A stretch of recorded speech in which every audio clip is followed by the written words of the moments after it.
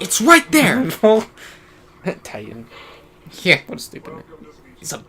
I think he's a badass though. I know. I love the design of this guy. Well, he's from Peacekeepers, like Warring. Yeah, and I think that first dragon is a good, like, you meet a lot of beefy dragons in this world. And, bunch of French soldiers. Okay. This is, like, my favorite, like, opening to a level.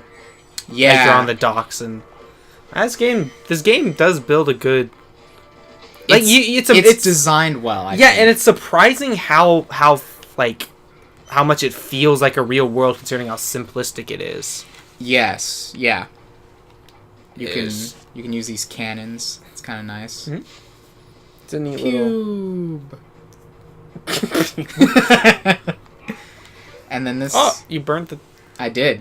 And here we go. They point this out on the back of the case, don't they? Yep, it's all like an even moon. You enemies that will. Which their AI doesn't work right. I don't think. When it comes to mooning. Hold on. I'm trying to. I think this is correct. All right, I'm gonna wait. I'm sorry if this bothers you people. This is. He's just twitching out. What are you waiting for? And I was waiting for that idle effect, but I was on the wrong side. Basically, I was waiting there because I was grabbing a drink this one time playing this game, yeah.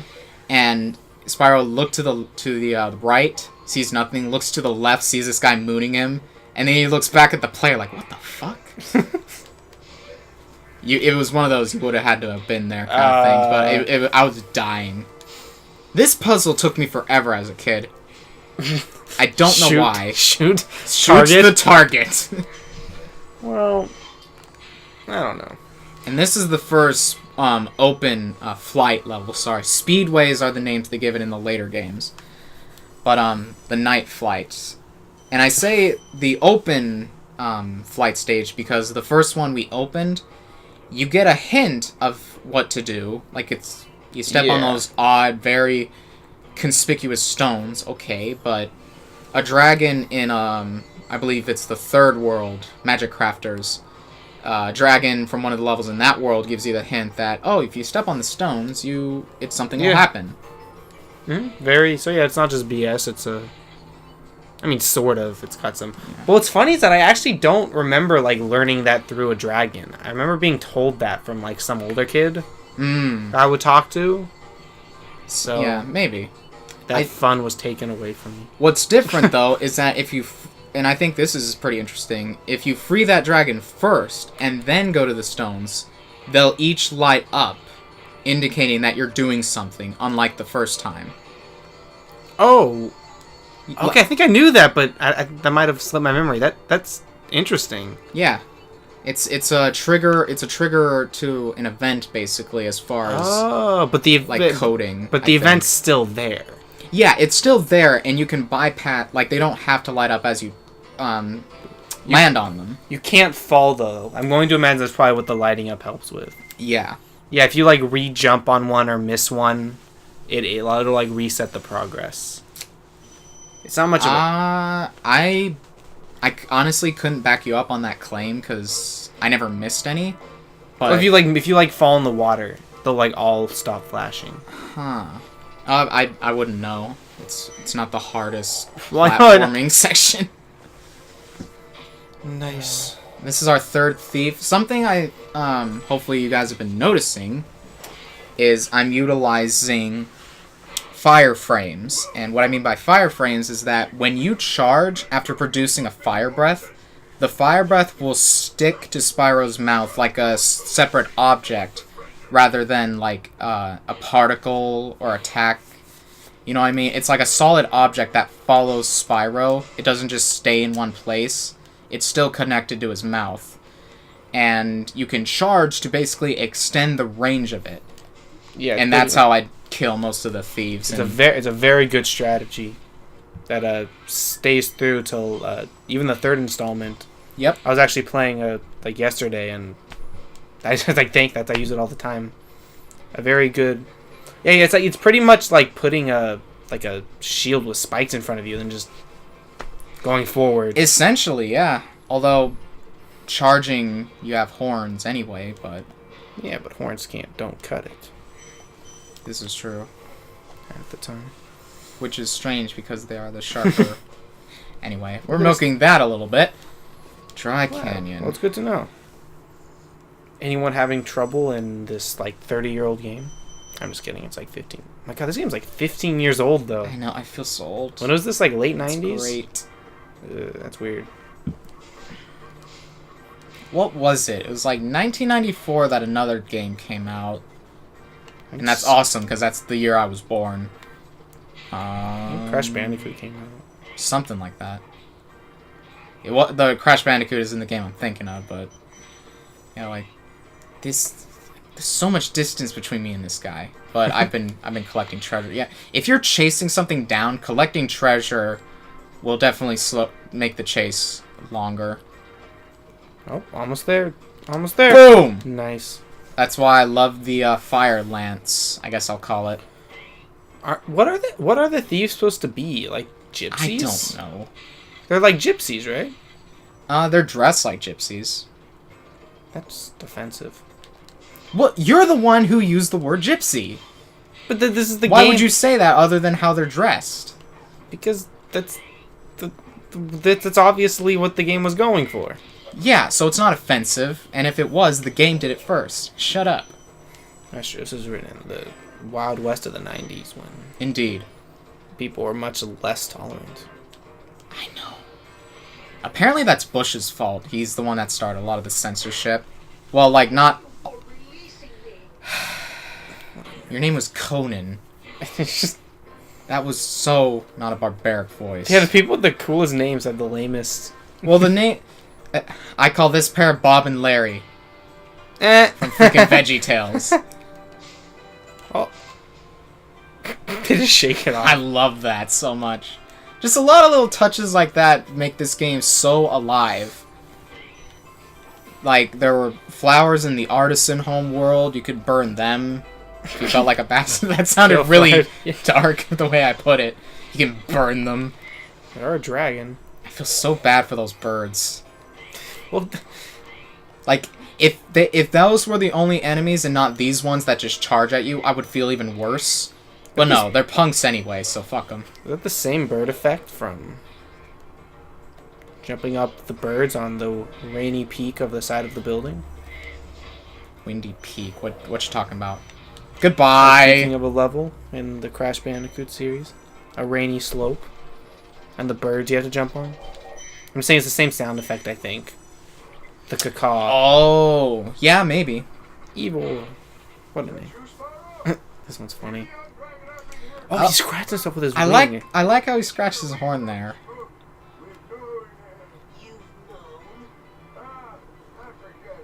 Secret Spyro lore. No, he just forgets. Well, that always struck me as like kind of secret lore. Like ever since you were born, we've known. I know, and it's cool. And what's funny, I think it's like never addressed in any later game, and I think that's just what makes it better. Well, it is addressed in a later game, but it's complete spin-off and BS series that I just again, I would have so much preferred more of this collectathon platforming kind of stuff. Yeah, why? Okay, but I know. If anybody's confused to what I'm referring to, I'm talking about, what was it, Enter the Dragon? Legend of Spyro. Legend of Spyro. Didn't the guy who played freaking... Elijah Wood? Yeah, Elijah Wood. Frodo. Yeah, thank you. Frodo as the purple dragon, Yeah. And then Sparks was voiced by... He was voiced by a different, like, comical dude in every game. I think one was, like... I know one was Wayne Brady, the black guy, from Who's Line. One was Billy West, who was a Fry from Futurama. Oh, yeah, Billy West. And I think the third one is actually a guy I didn't know. But he's always voiced by, like, he's, like, the snappy... Which is just freaking... Why does every side character have to be that? He just became he became a Daxter. He basically became Daxter, and that was a Naughty Dog character. Just another well, although Insomniac didn't have much to do with the Legend of Spyro, what did Nope. I don't think they had anything. they? Okay, good. It's just... I would have lost a lot of respect. But for it's them. like, I know there's like some indie titles that have this, but seriously, why don't people make games like this anymore? Because like, okay, like in the 90s, this was the Modern Warfare. These were the AAA games. Yeah, well, that's platformers. That's your answer. This was in the 90s. No, I get that. It's I get a new age. I get people have evolved and that the norm are the like AAA are shooters most of the time. Shooters, racers, maybe. I actually am not that into AAA gaming. I'm not like too cool for AAA. I just don't. Yeah. Real quick before you go on, that bit back there, this is kind of an odd jump to make. Some people say you kind of have to make a leap of faith. And this is kind of true, except they do give you a trail of rings leading to the left, and that's where you jump. So they... gems, sorry. Those 3 red gems that make a path to the left. And that's your indication, that's your clue, basically. So, like, especially for an early level like this, the game does give you some hints of some things that other people are like, this is such bullshit, how would you find that? I'm not sure why I became Schwarzenegger for a second there, but whatever. I was born to glide. Why does he say it like that? I was born to glide. Spyro's afraid of heights. That's his problem. I think there was another cutscene where he's like, Oh yeah, he's like, afraid of what? Oh yeah. And then the guy tells him this, and this. Basically telling him about the game. Yeah. And what he's gonna do. And he's like, oh. That. Yeah. No, what? Yeah, what? It's just... Like, again, I know indies. There's some indie games being made that are collectathons. But they just... people don't make collectathons anymore, do they? I don't think so. Why not? I don't know. It's a new age. It's a dumb age, but it's new. And new is better, automatically. That's true, but I mean... No, it's not true. I was making a joke. Oh, it looks better. Not much of a... Yeah, it looks better. That's why I think a great massive collectathon would be a genius idea. They should just, like... I don't... Like, at this point, I wouldn't care if it was Spyro or Crash or not. I would not care what kind of characters we were dealing with. But the game would... I want a game like this again. Mm-hmm. It's just... It's a lost age, basically. We're at that point... We basically... to make it relevant... The current age of gaming is basically this side of the Dragon Worlds. In the 90s was the other side of the world. The Forgotten Worlds from Spyro 3. Yeah, no, I got what you were. Okay. Just to clarify. But I mean, I'm trying to draw the comparisons. Well, because nobody cares or thinks about platformers anymore. Oh, yeah. That's your grandpa's game. Exactly. It's a dad game. Yeah, it's grandpa. Not that old grandpa. Oh, I don't know. I mean, like, again, I can understand these games being underwhelming, considering what we have now. And I can see developers not want to do that, but I mean... Well, what do you have it to compare? Exactly. You compare it to this. All pixelated and cute and fantasy. Yeah, but you can still make a good platforming collectathon and give it a totally different aesthetic.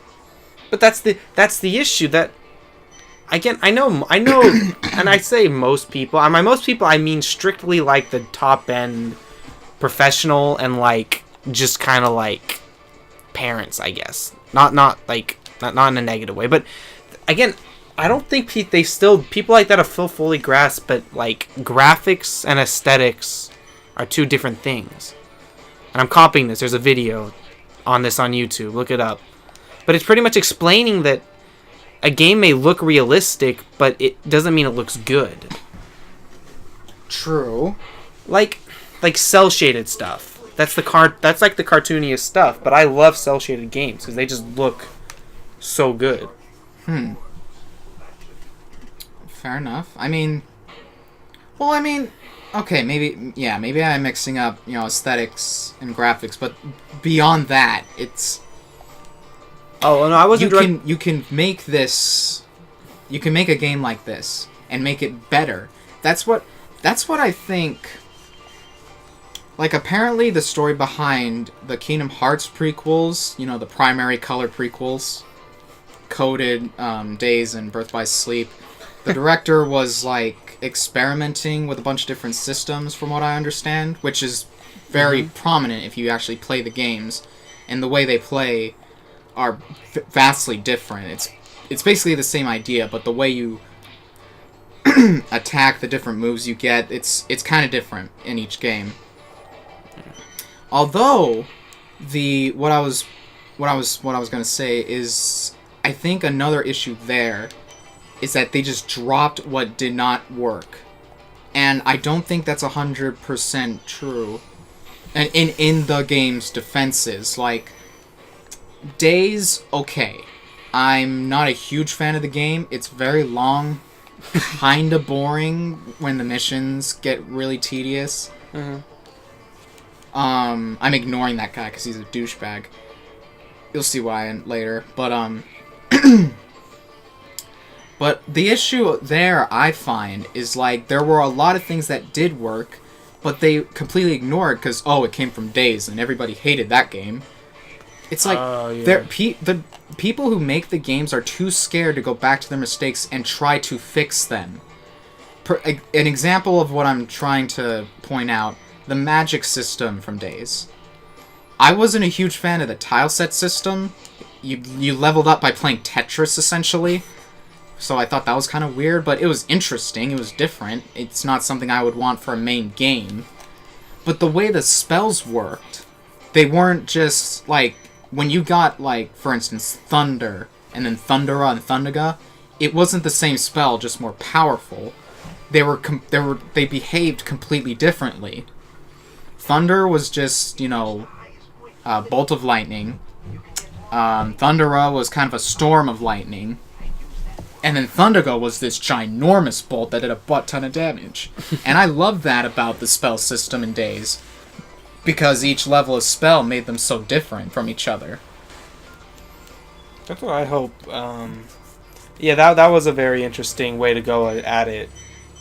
Because they were already sort of experimenting with, like, the elements and different features with 2, with, like, the fire shield. And oh, yeah, the Ring of Fire. Yeah. But then, you know, they up it up by giving it... That's something I kind of hope... I don't think it'll happen. Wouldn't that be cool? And if in 3, it's like you had the 3 different spells and you kind of, like, equipped which of the 3 you wanted at a time? Yeah, and make situations where you would need this spell more than this version of the spell. Yeah. And it's just... I'm not saying it's super lazy, just, oh, this upgrades it and makes it more powerful. That's just basic design. You know, that's fine. Yeah. But I loved how different Days was in that regard. Like, even Cure was different. Like, one healed you gradually, and didn't another, like, create a field that you needed to stay in to heal? I'd be perfectly honest, I don't remember. Okay, fair enough. But... I mean, that sounds like it could be what it was. Yeah. I couldn't tell you which levels were what, but that's what I remember. But yeah, no, you're right. That's just... It was neat. And there's just something they totally... But I mean... They may also... Sometimes maybe they just like... Yeah. Maybe they just like that features being in specific games. You know what I mean? Douchebag. What's that, you know, to glide? Some players may think they can just jump. Yeah, but he didn't have to be so rude about it. Maybe you should glide. Maybe you should glide there and find out. I'm not your dad. Well, I don't know. Spyro, that was kind of a stupid question. Couldn't Spyro have flown over there? I don't know. Maybe he was a little timid at first, but... Maybe. The point stands, that dragon was very rude about it. After I freed him. That's true. I'm like, they should have given you an option to, like, reseal dragons if they were mean. I think that would have been hilarious. Yeah, someone made a good point once, and this explains why, like, you can't just free a dragon and then, like, have him do the work for you. Okay. That's why you free so many of the same dragons. They just get captured again. That's great. That makes sense. That's so true. That's very true. They just have different names. That's amazing. Like, Spyro saves the same 5 dragons. It's like, okay, we're gonna beat Nasty Nork this time. And then Like, nope. what makes Spyro so immune? He's small. So in the Nasty Nork shot those things from the like the end of the game. Surely, realistically, he would be shooting at Spyro all the time. They should re-release this game and give it a hardcore mode where that happens. It's just constantly shooting it. Yeah, That would be awesome. that would be fantastic. I love this enemy combo. Oh yeah. He runs him off the edge. Yeah, it was off screen, but just spanks him. And they didn't cut holes into that steel. So that's kind of a design flaw on their part. It's so funny. Now, I couldn't really figure out what they were holding. At first I thought they were frying pans, but they look more like, you know, like They're... cleaning carpets. You hang them up and then you dust them by smacking them with that thing. Oh, yeah. I think that's what that's supposed to be. I could be wrong. Well, those guys are like witch doctors. So Well, maybe it's wanna like, be witch doctors. maybe it's like a... Oh, it could be a witch tool. I don't know. A witch tool. I don't know. Harry Potter, the witch tool. The witch tool. Nice reference there. Alright, and here's another point where there's no hint to it. It's just kind of a difficult jump, according to people. Well, watch this. Whoa, nice. First try. Just for one lone gem. And I feel that I should remind the audience, this is live. I could have royally screwed myself up there. Like, watch this. Nice. And then I fall. That would have been fun. That would have sucked. I like this guy, though. Yeah, I was gonna say this is like one of the only like 2 or 3 that actually feel like bosses. I love this dragon. Should watch his back. I would replay this Subtle. dragon over and over just so I could figure out what the hell he was saying. What do you think? What do you mean? What do you think it was? Like, I just couldn't understand the last thing he says. Oh. Alright, do something, man. Ow! Alright, I forgot. Oh, this is going great. There we go. MLG. Just run around the guy. What are these creatures? Like plant people? I don't know. This is what I thought he was gonna do. Oh. I do feel he has the 3 different like combos though. Oh yeah. Now, I think that one's mixes- the hardest. mixes up. This one's Watcha! the Papu Papu. It was the last one. That last yell always disturbed me when I was younger. When I was terrible. Oh, it's not as disturbing as the clones from Crash Bandicoot. Oh yeah. You can't. What kind who puts that in a children's game? Oh, it's so.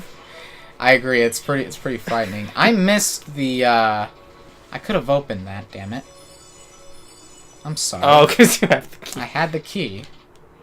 Oh. Pay attention. Okay. Yeah, it's there. It's a neat little arena. I like it. The weird sludge on the ground. Shit.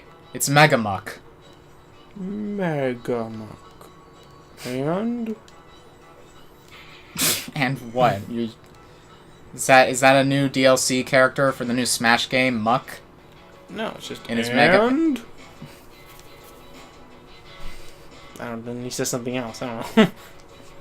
Who are you quoting? The announcer guy from Super Smash Brothers. Yeah, so Mega Man. And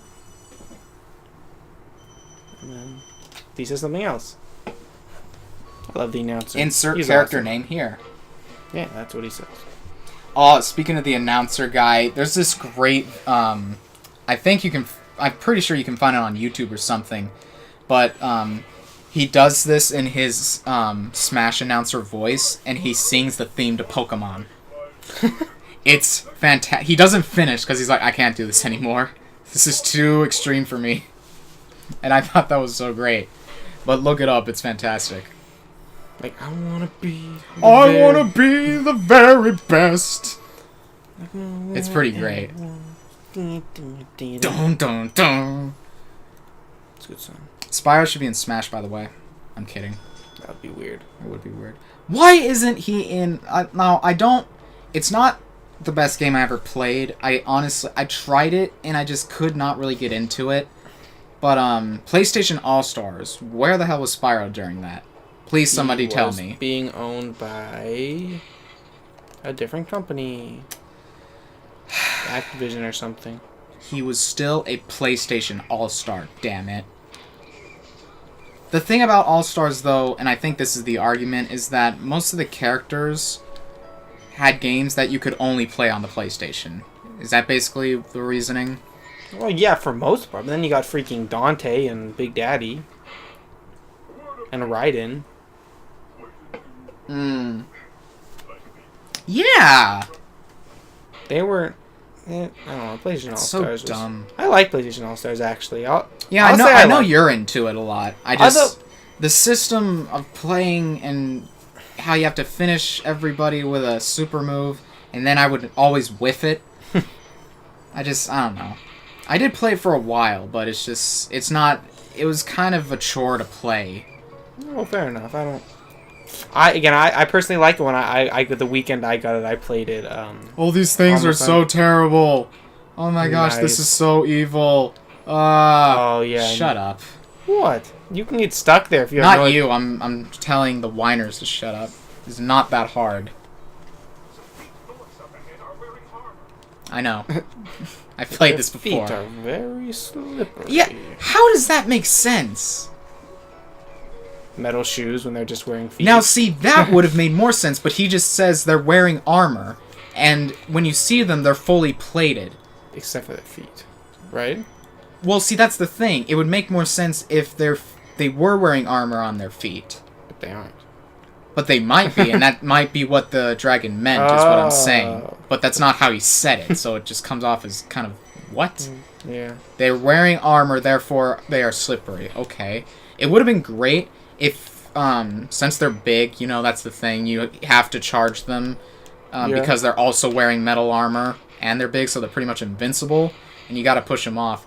But what would have been great is, like, you hit them, and then they fall on their backs and slide off the edge like a friggin', backward penguin or something. Penguin sliding! But no, they have to be more legit, like enemies. Is that what he called it? Penguin sliding? Or sledding. Penguin sledding. Penguin. That was a good show. It was a good show. Now, I think I've asked you this before, but I don't think on screen or anything. How do you feel about Legend of Korra? Because I've watched some of it. It looked pretty good, but I haven't really followed it as much as... I liked it for the most part. I mean, a lot of people take issue with, like, Season 2, and I'll agree it did fluctuate more than The Last Airbender did. Like, its lows were much lower, and its highs I don't think, were comparable. The reason why I think it's a good show. And did you hear about the big thing about the ending of it, though? No, I haven't.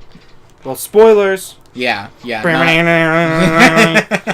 Well, you know how in the end, when Aang and Katara had that moment together?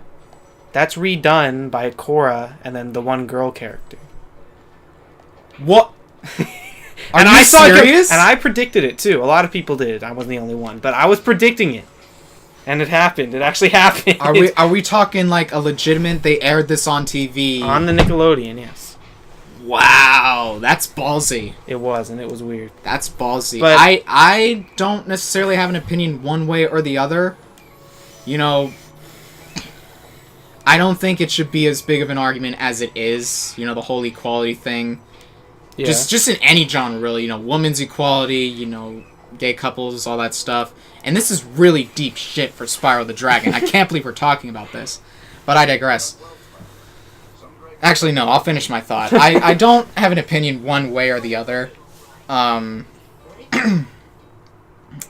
They're people to me. Don't treat them like crap, because they don't treat you like crap, as far as I know. Yeah, It just bothers me how people oh, that's so evil. And I'm a Christian, by the way, so just keep that in mind. It's just, yeah, I don't... I'm an open-minded Christian. I know it's rare. I hear a lot of stuff like that. Well, that's just because... Well, historically, it's very true. Yeah. No, that's totally... but... How did we get into this conversation? The Legend of Avatar? Oh, yeah. Penguins. Penguins. It started in penguins, and we delved into Christianity. Well... Only by us. Have you thought of, maybe we should have a team name or something? Sorry, like... It's just... That's a brilliant idea. Thank you for releasing releasing me commentaries. Maybe. Thank you for releasings. That sounds gross. But... You know you want to. A team name. The... Two people. That's amazing. I know. The two people. The two people. It's done. No, but I don't think anybody else has that name. I'll have to check. But I think we can take that name with no problems. So the bats are fodder. They're the fodder of this level, right? Yes, the bats are fodder. That is so weird.